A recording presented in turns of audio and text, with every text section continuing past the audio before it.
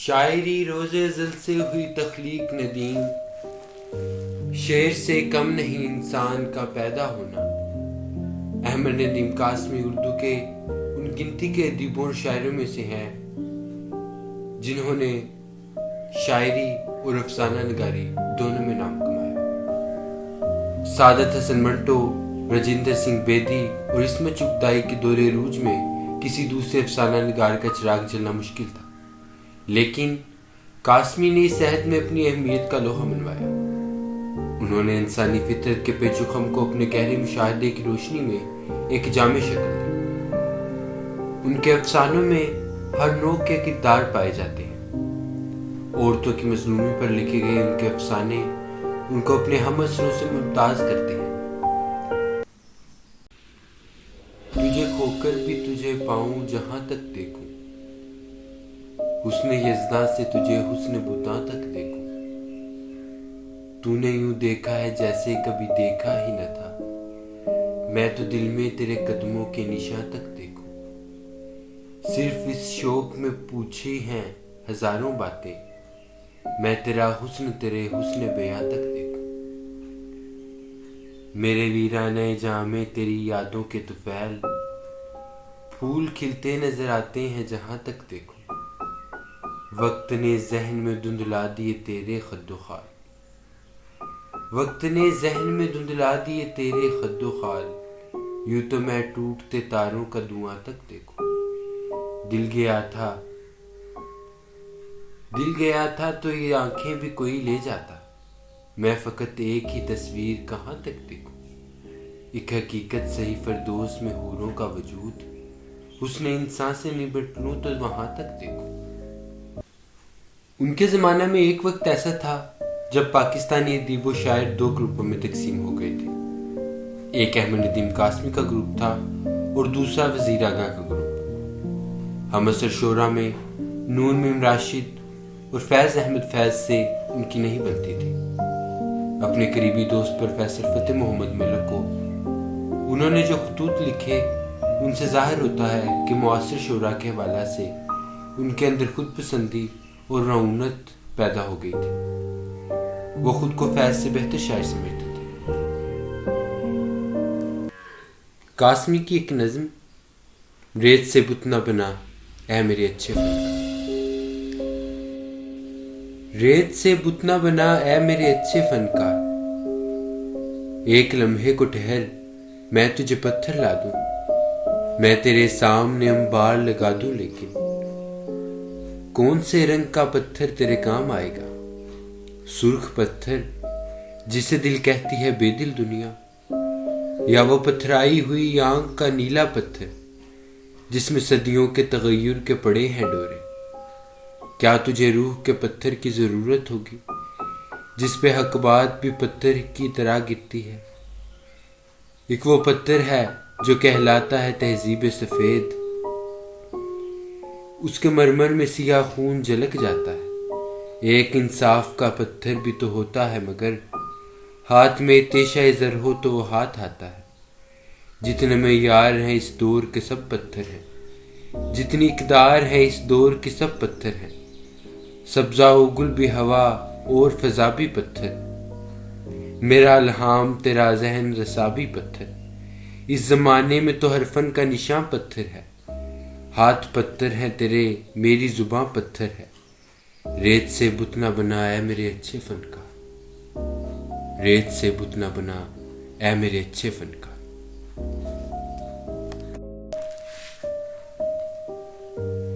احمد ندیم قاسمی پاکستان کے ضلع خوشاب میں 20 نومبر 1916 میں پیدا ہوئے۔ 3 سال کی عمر میں والد پیر غلام نبی کا سایہ سر سے اٹھ جانے کے نتیجہ میں بچپن میں ان کو شدید مشکلات اور محرومیوں کا سامنا کرنا پڑا۔ اپنی ایک یادداشت میں وہ بیان کرتے ہیں، اگر بچپن میں مجھے ماں کی محبت نہ ملتی تو ممکن ہے آج میں نہایت خطرناک قلبی اور قنوتی ہوتا، لیکن عالم یہ تھا کہ جب ہم بہن بھائی اپنی ماں کا ہاتھ بٹاتے، وہ چرخہ کاٹتی اور ہم پونیاں بناتے، وہ چکی پیستی اور ہم مل کر گیت گاتے، وہ کوٹھے کی لپائی کرتی اور ہم سیڑھی سے چمٹے کھڑے رہتے۔ بہرحال جب ہم سب اکٹھے ہوتے اور بارش ہونے لگتی تو اماں دہلیز کے پاس بیٹھ جاتی۔ ہم تینوں ان کے آس پاس ٹھنس جاتے۔ باہر آنگن میں بلبلے انگنت گنبدوں کا فرش بچھاتے اور آنگن کی بیریوں کے پتے اڑتے ہوئے اندر ہمارے پاس آ جاتے، اور باہر گلیوں میں ننگ دڑنگ بچے پر نالوں کے نیچے نہاتے اور چلاتے تو اماں ہمارے سر پر ہاتھ پھیرتی اور روتی اور بڑے دکھ سے آپ ہی آپ کہتی، بوند بوند کے ساتھ فرشتہ اترتا ہے۔ اے پاک فرشتوں، خدا کے دربار میں جا کر مجھ دکھیا کی طرف سے عرض کرو کہ میں نے تو جو دکھ جینے وہ جی لے، ان میرے بچوں کو کوئی دکھ نہ دینا۔ میں نے انہیں بڑی مشکل سے پالا پوسا ہے، یہ پڑھیں لکھیں نیک اور لائق بنے اور دنیا میں نام پیدا کریں۔ اللہ ان کی قسمتوں کے کانٹے کو پھول بنا دے اور یہ نہ ہو سکے تو یہ کانٹے میری قسمت میں لکھ دے۔ یہ بچے میرا اثاثہ ہے، یہ بچے میرا غرور ہے۔ مال تو سب تیرا ہی ہے، پر تو نے مجھے یہ مال عطا فرمایا ہے تو بس اتنا کر کہ میں ان کا دکھ نہ دیکھ سکوں۔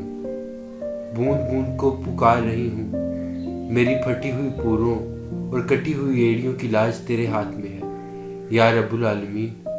پھر وہ زیر لب کوئی آیت کریمہ پڑھتی اور ہم تینوں پر چھو ہوتے ہی زندگی کی ڈالیاں پھولوں سے لگ جاتی، مہکاروں اور چہکاروں کا ایک طوفان امڑ پڑتا اور ہم موسلادھار بارش میں ناچتے کودتے اپنی بیریوں کے بیر چننے بھاگ جاتے۔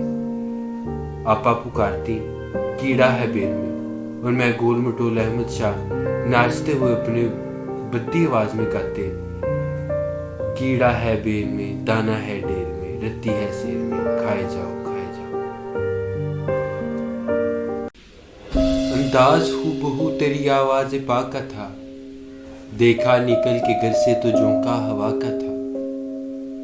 اس حسن اتفاق پہ لٹ کر بھی شاد ہوں، تیری رضا جو تھی وہ تقاضا وفا کا تھا۔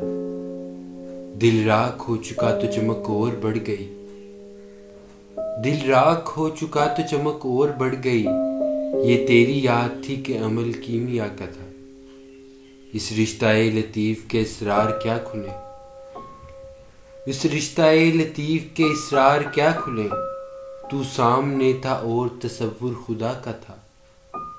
چھپ چھپ کے روں اور سرے انجمن ہنسوں، چھپ چھپ کے روں اور سرے انجمن ہنسوں، مجھ کو یہ مشورہ میرے درد آشنا کا تھا۔ اٹھا عجب تضاد سے انسان کا خمیر، اٹھا عجب تضاد سے انسان کا خمیر، آدھی فنا کا تھا تو پجاری بقا کا تھا۔ ٹوٹا تو کتنے آئینہ خانوں پہ زد پڑی، ٹوٹا تو کتنے آئینہ خانوں پہ زد پڑی، اٹکا ہوا گلے میں جو پتھر صدا کا تھا۔ حیران ہوں کہ وار سے کیسے بچا ندیم، حیران ہوں کہ وار سے کیسے بچا ندیم، وہ شخص تو غریب و غیور انتہا کا تھا۔ احمد ندیم قاسمی نے نظم و نثر میں تقریباً 50 کتابیں لکھی۔ شاعری میں ان کے مجموعے جلال و جمال، شعلہ گل اور کشت وفا، اور کہانیوں کے مجموعے چوپال، سناٹا، کپاس کے پھول، بگولے، آنچل اور گھر سے گھر تک کو خاص مقبولیت ملی۔ احمد ندیم قاسمی کے ایک افسانہ کپاس کا پھول سے اقتباس ہے یہ۔ اس دن سے راحتہ کا معمول ہو گیا تھا کہ وہ شام کو ایک روٹی پر دال ترکاری رکھ کر لاتی اور جب تک مائی کھانے سے فارغ نہ ہو جاتی وہیں پر بیٹھی مائی کی باتیں سنتی رہتی۔ ایک دن مائی نے کہا تھا، میں تو ہر وقت تیار رہتی ہوں بیٹی کہ جانے کب اوپر سے بلاوا آ جائے۔ جس دن میں صبح کو تمہارے گھر لسی لینے نہ آئی تو سمجھ لینا میں چلی گئی۔ تب تم آنا اور ادھر وہ چارپائی تلے صندوق پڑا ہے نا، اس میں سے میرا کفن نکال لینا، کبھی دکھاؤں گی تمہیں۔ وارث علی سے کہہ کر مولوی عبد المجید سے اس پر خاک پاک سے کلمہ شہادت بھی لکھوا لیا تھا۔ ڈرتی ہوں اسے بار بار نکالوں گی تو کہیں خاک پاک جڑ ہی نہ جائے۔ بس یوں سمجھ لو کہ یہ وہ لٹھا ہے جس سے بادشاہ زادیاں برقعے سلاتی ہوں گی۔ کپاس کے خاص پھولوں کی روئی سے تیار ہے۔ یہ کپڑا ٹین کے پترے کی طرح کھڑ کھڑ بولتا ہے۔ چکی پیس پیس کر کمایا ہے۔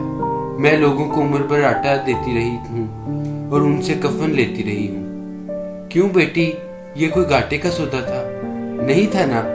میں ڈرتی ہوں کہ کہیں کھدر کا کفن پہن کر جاؤں تو لوگ جنت میں بھی مجھ سے چکی نہ پسوانے لگ جائیں۔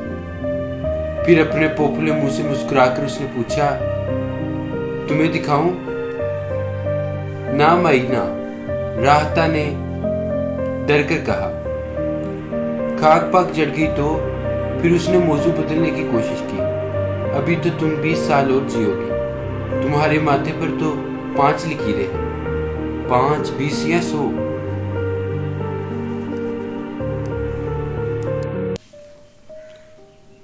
احمد ندیم قاسمی